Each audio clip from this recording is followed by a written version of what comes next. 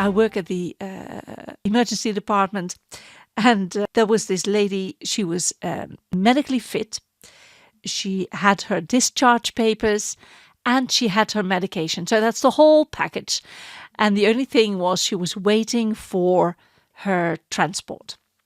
And there was nothing to prevent her from sitting in the corridor. I know not everyone can sit, and not all transports are equal. Some people are bedbound and are waiting for transport in their bed, and they are then transferred to a trolley to be taken away by some sort of ambulance service to bring them wherever they need to be.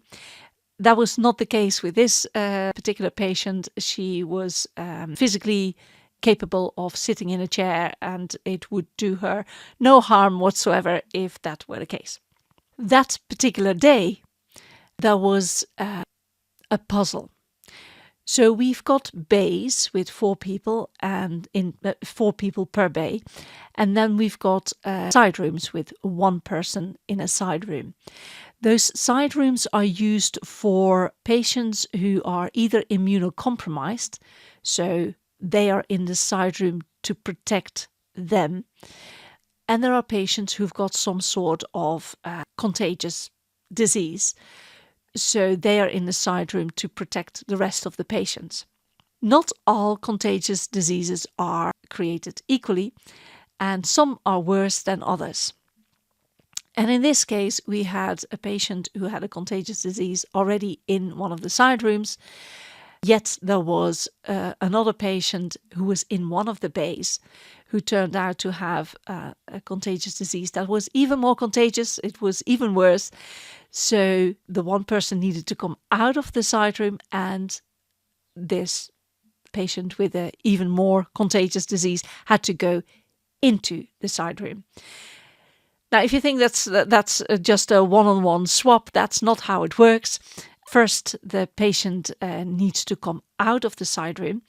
Then it needs to be professionally cleaned. We've got a special team, and that's what they do. They clean contagious places. I don't know what they're called. They're the specialist team.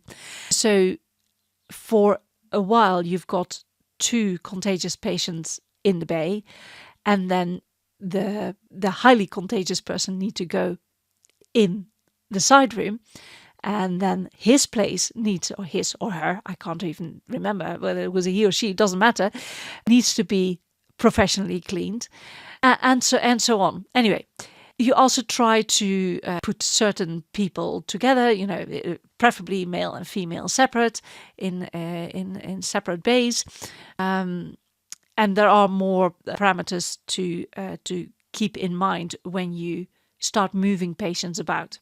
In this case, it was a really, really difficult puzzle to get it right. But there was this patient who was going home, and she had everything you need in order to go home. Medically fit, she had the discharge papers already, and she had the medication.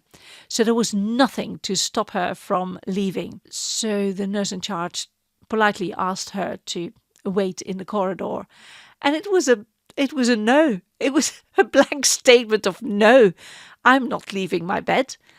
And we were all like, excuse me? And yeah, she was not leaving. And I said, well, I'm happy to go and, tell her to leave. No, I can't do that. And there was another healthcare assistant, and she goes, what's going on? I can make her go. But the nurse in charge, I don't know why, maybe she wasn't quite sure of the protocol or whether you can or can't do that. But yeah, both the other healthcare assistant and I were quite indignant. Why would you want to hold up a bed? Everyone knows that the NHS is under a lot of pressure. And with her staying in her bed, keeping that space occupied, it made things so much more difficult, and the people with the contagious diseases needed to do an extra step within the moving about, which, it's not nice for the patient, first of all, to be moved about, but logistically it made it such a nightmare. And as I said, the NHS, it's under a lot of pressure. If there's anything you can do that's within your power to make things easier and run smoother, why would you stop that? It was so weird. It was so weird.